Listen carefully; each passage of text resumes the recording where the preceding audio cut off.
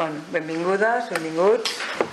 També contenta de veure moltes i molts de vosaltres després de l'estiu. Espero que l'estiu hagi anat molt bé, per descomptat. Nosaltres, sobretot una part del nostre equip, ha treballat molt per poder estar avui aquí. Dit això, avui obrim temporada i ho fem amb una exposició d'aquelles que d'alguna manera nodreix el sentit de ser institució, d'aquelles funcions que han de tenir els museus, que passen, òbviament, a vegades per dur a terme projectes que poden obligar-nos a assumir certs riscos, però que, sens dubte, ajuden a completar aquests silencis històrics, de gent que potser ha estat inclassificable, difícil d'arribar-hi i que, sobretot, són desconeguts. Ja començar amb Marta Palau, d'alguna manera, i aquest jo crec que ho és amb totes les lletres.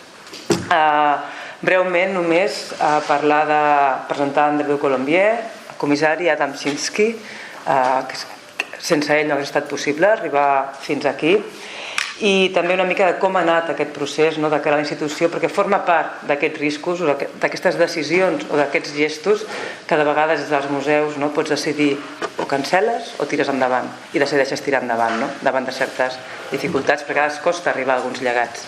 Dit això, André du Colombier, un punt de vista líric, un títol que tampoc no deixa indiferent i que, de fet, com molt bé explicarà l'Adam, aquí de nou li agraeixo la seva col·laboració, prové d'un dels darrers textos, suposadament, que va escriure el propi artista per una de les seves darreres exposicions.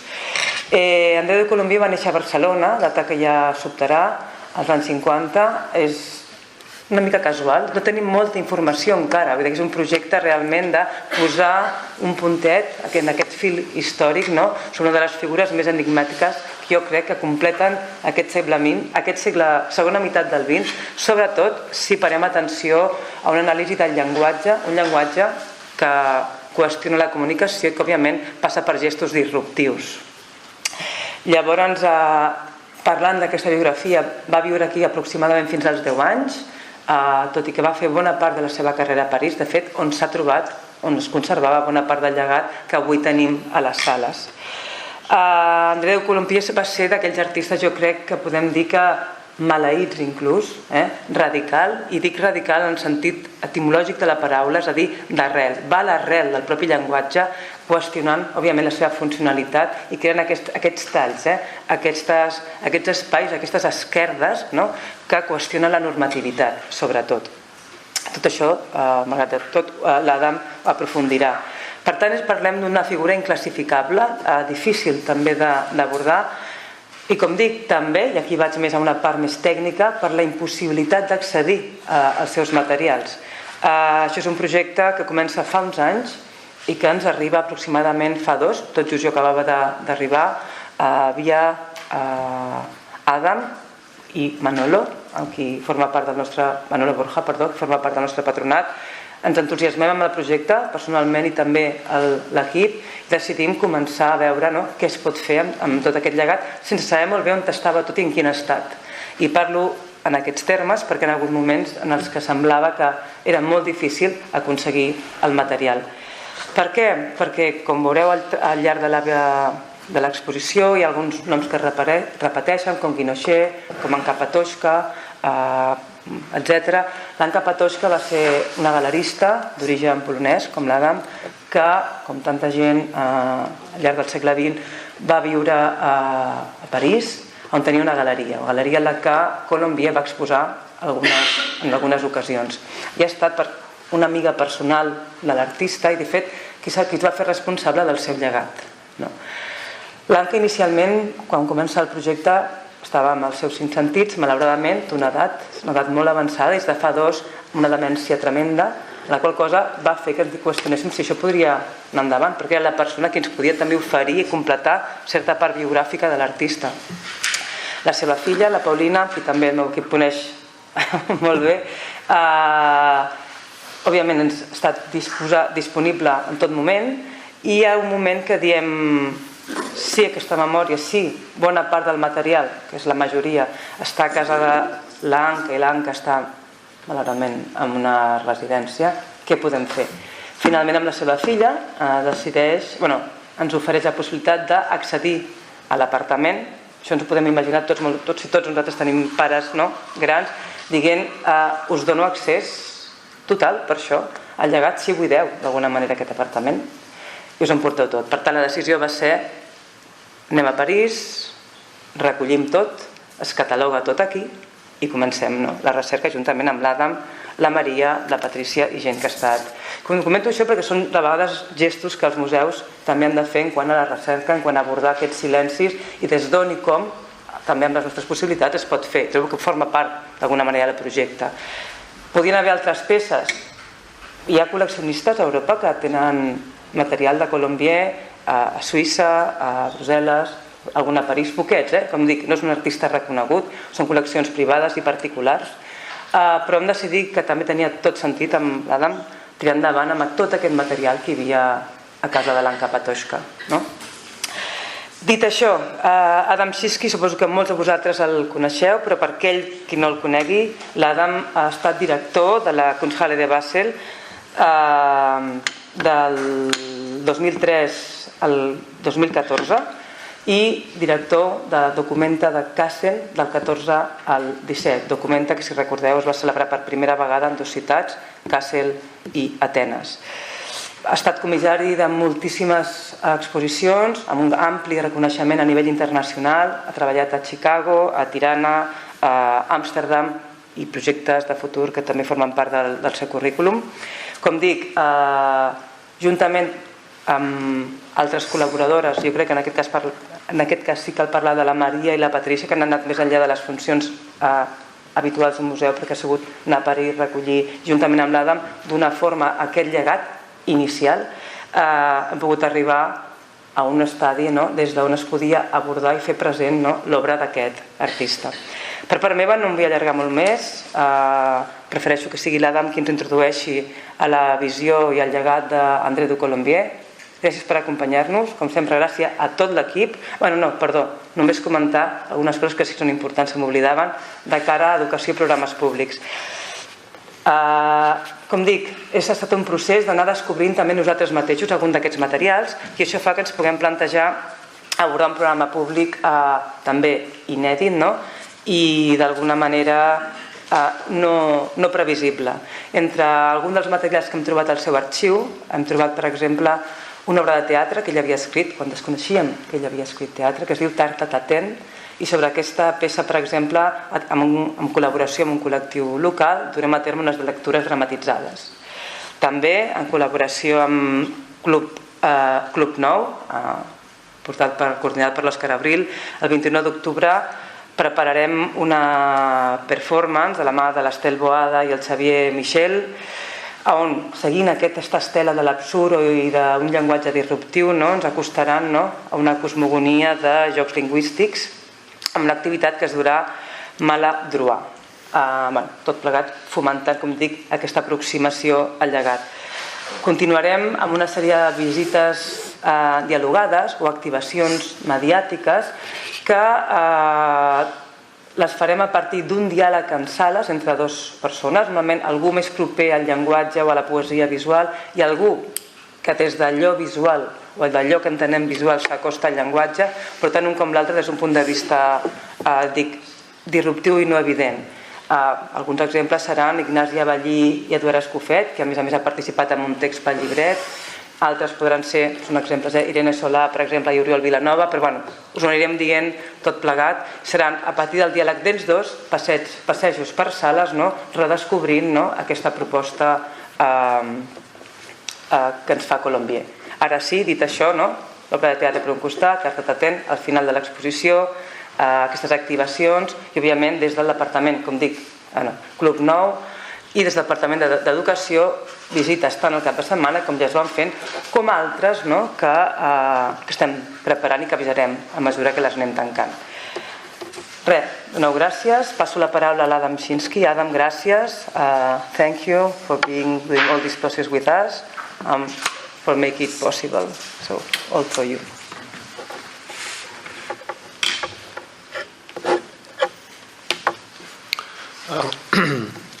Thank you, Imma, and thank you for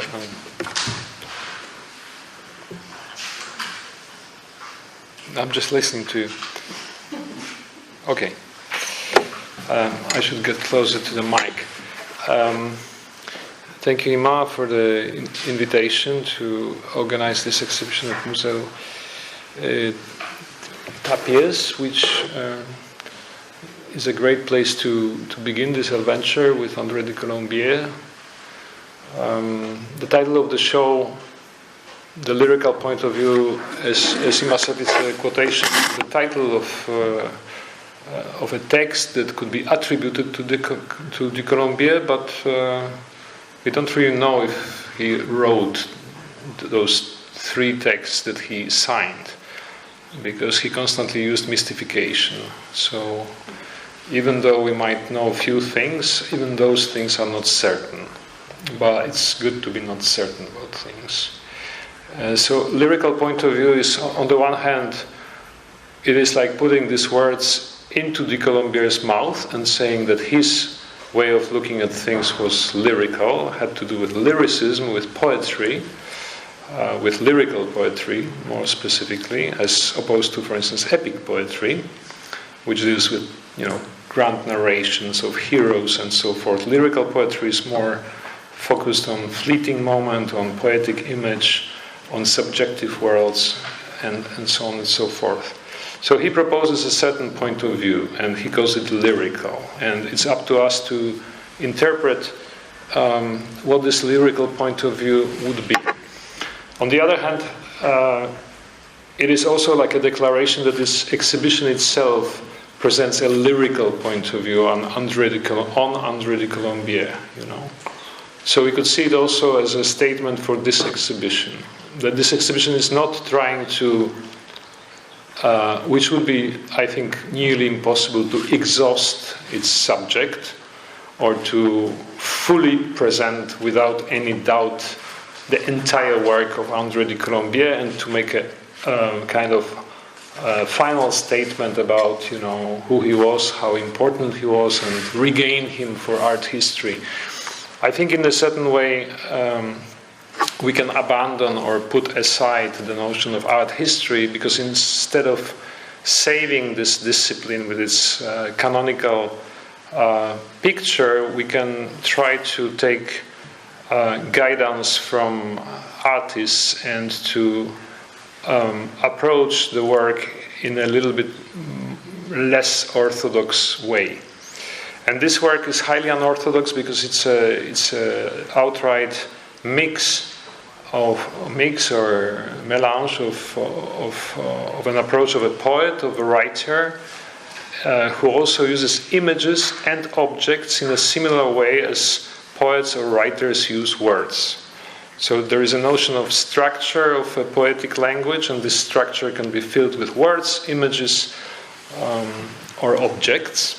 And we have words, images, and objects in this exhibition. So we have all different vocabularies or repertoires that du Colombier, I would say, gathered or collected. He was a avid reader and bibliophile, and someone who knew a lot about history of literature. He did study literature and philosophy up to the license degree in Paris in the early 70s, and then he abandoned this academic path, although he might have been a good student, and he declared himself an artist. So it was not that he was studying art or becoming interested in art making, but he thought to use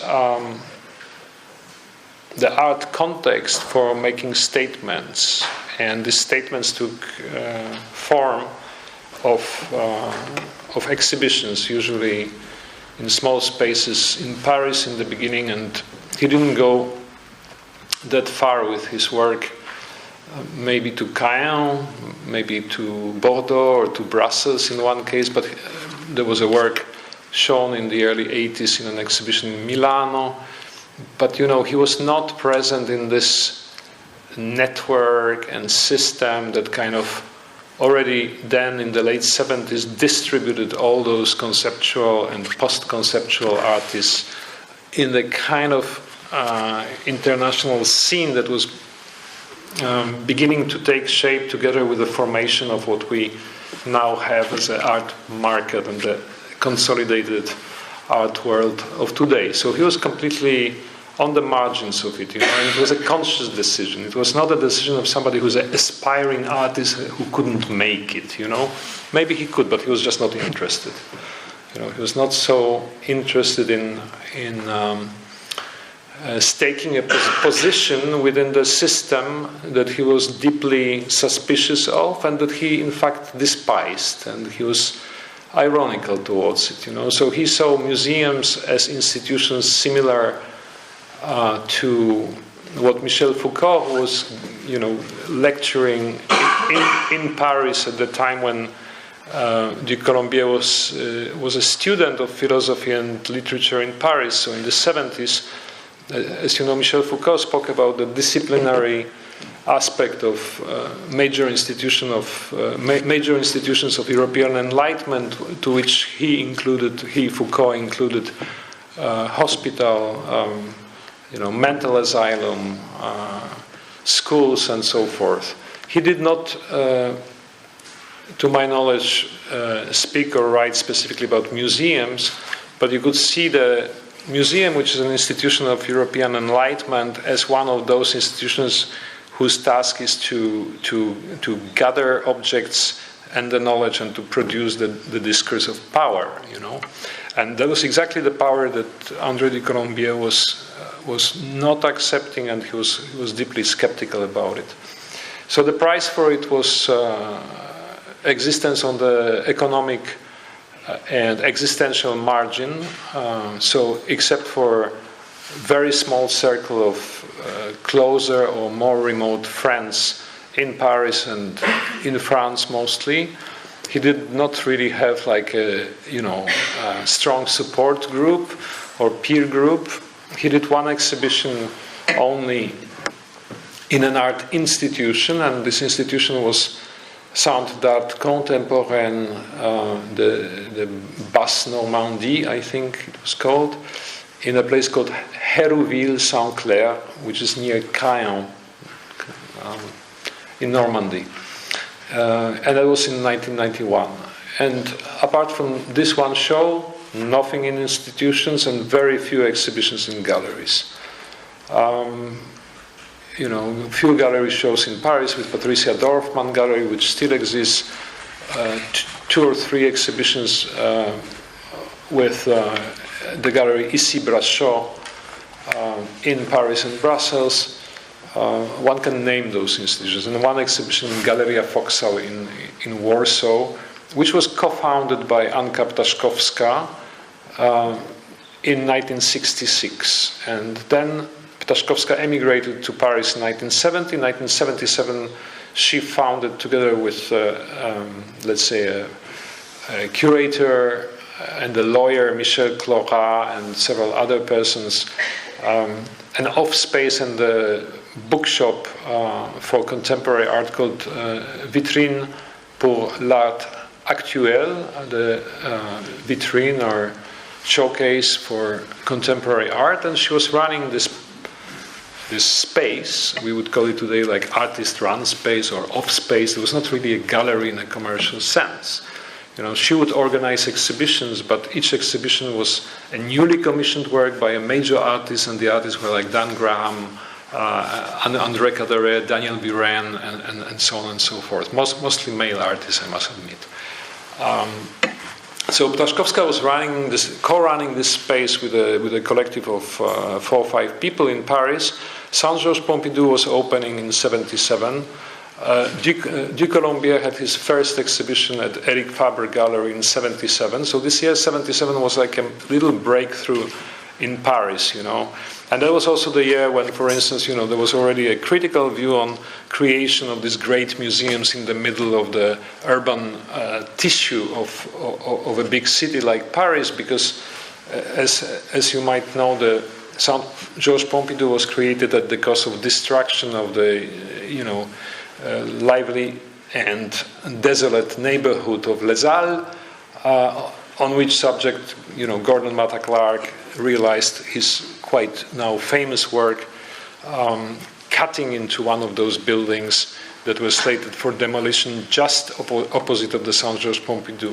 So this is the context in which the work of André du Colombier sort of enters the stage. So it's a very productive, very fertile situation of artistic debates in Paris in 1977. He's a very smart young person who studied philosophy, literature, moves around, is probably also part of the music scene because first of all, his father was practically a scholar in music and music history and delivered kind of performative lectures on the history of music when he was, for instance, in Barcelona. And we found during the research some announcement of such lectures that were even public here in Barcelona in the 50s that were done by du Colombier's father. So we could say that he came from the house, from the home environment, where his mother, Romanian Helena Iscu, was a scholar in literature. His father was a philosopher and l'homme de lettres, we would say. So he was not a professional academic philosopher who would write philosophical texts, but he was somebody who had a broad knowledge on culture, literature, philosophy, and so forth, and who earned his living and, the family moving along by teaching and having kind of posts in different cities globally, in Latin America, Peru, and in Mexico, and at some point also in Barcelona.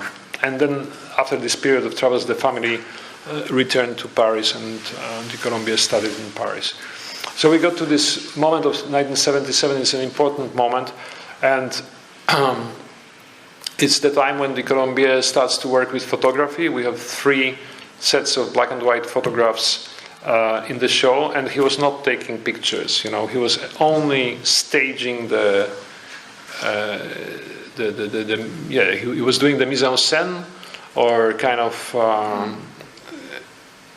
doing a little script for action, as in one case here, or arranging objects, and together with a photographer who was called, in this case, Émeric Dubois, who was a commercial photographer and perhaps a friend of du Colombier. Commercial photographer meaning somebody who did, for instance, I know for sure that he did record covers. So that kind of photography. So this, it was commissioned photography, which is a kind of procedure quite typical or developed within the context of international or global conceptual art.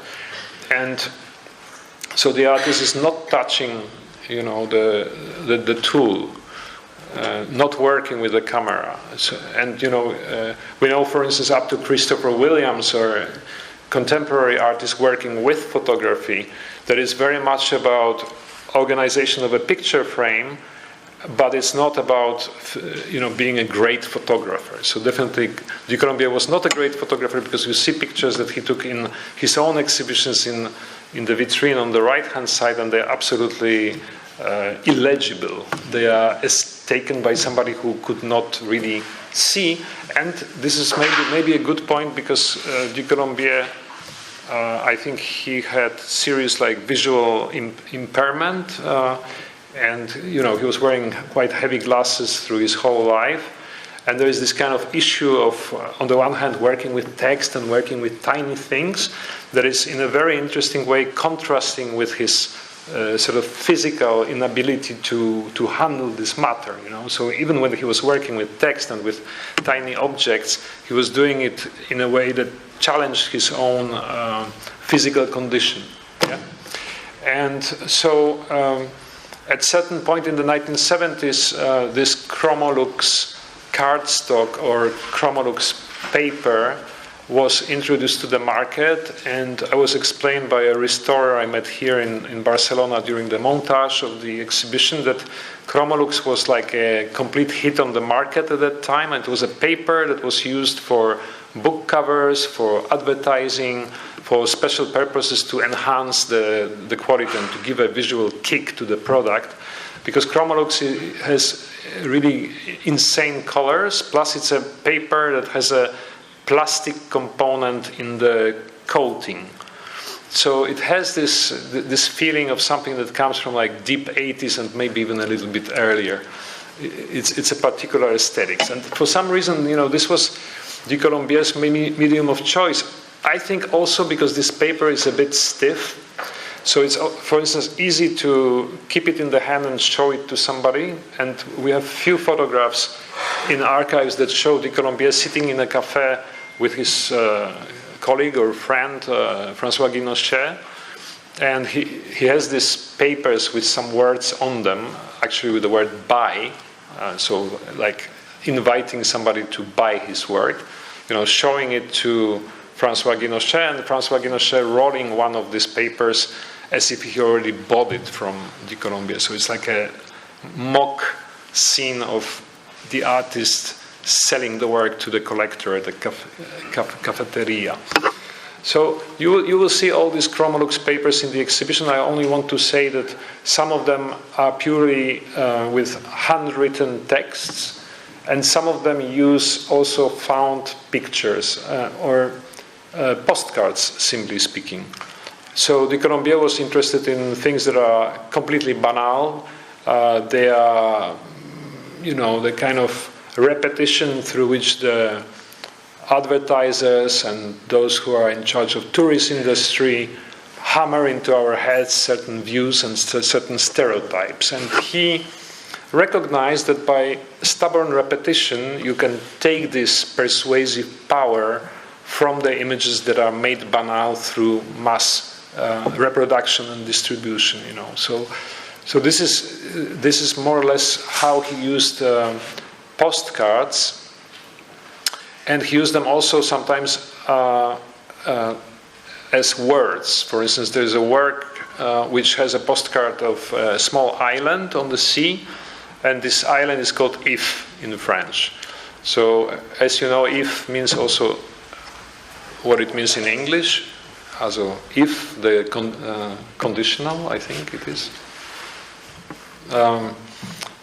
And so he repeats the word if 5 times, and in the last part of the work he just writes the word si.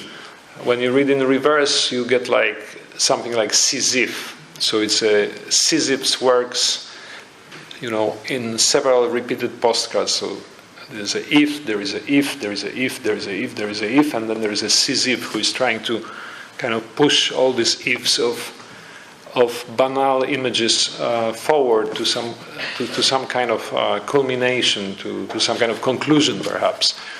And this conclusion is played out between several different languages. So it's a if as an, or several different meanings of words too, because it's a if as an island, and one critic noted that this island was for 400 years a prison.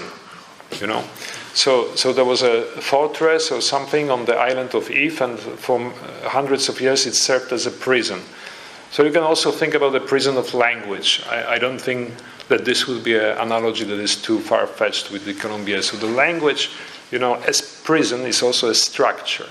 And this is the structure that the artistic act has to explode in order to free the meanings, and this is what is happening in principle in many works in this show. And the last thing I wanted to talk about before we open, I think, to questions that I'll be very happy to respond to, is that we are showing on several tables in the center of the room, more or less, these tiny objects. And, they also come from the studio apartment of Anka Ptaszkowska in Paris, because she kept them. She didn't collect them as collectors do with intention of owning them and, showing them in museums or whatsoever, but she just thought like, I'm the only person who can keep these things because otherwise they'll be gone, And so since 2003, for 22 years, these objects were in that apartment in Paris, and when we went to see the conditions of the apartment, they were already previously prepared for a shipping that did not take place, so they were kind of kept in the state in which they were prepared some years ago. And with some effort, we could locate nearly all, or I hope all, works, materials, documents, and so forth that constitute the collection and archive of Anka Ptaszkowska dedicated to André du Colombier. bring it over to Barcelona, make an inventory here at the Museu Tàpies, make a selection of works for the exhibition, show 24 works on walls, and show several combinations of these objects that du Colombier used to make mise en scène on coffee tables, on the tables in the center of the room. And maybe last footnote is that some of these arrangements are trying to at least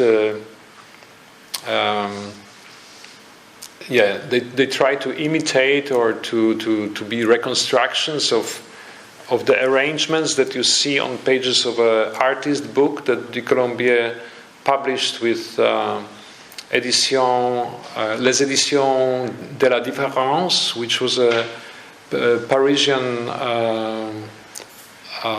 publishing house founded by philosophers, writers, and artists, with very interesting program that included the whole range of books, including books made or illustrated by artists. And du Colombier had a chance to once in his lifetime make a pretty well-produced book. And for this book, he took both these works on paper, so flat works on the wall, but he also staged the objects in a studio of a photographer who was a friend of his, Eustachy Kossakowski, and there was another photographer involved, and there were photographs made specially for the book.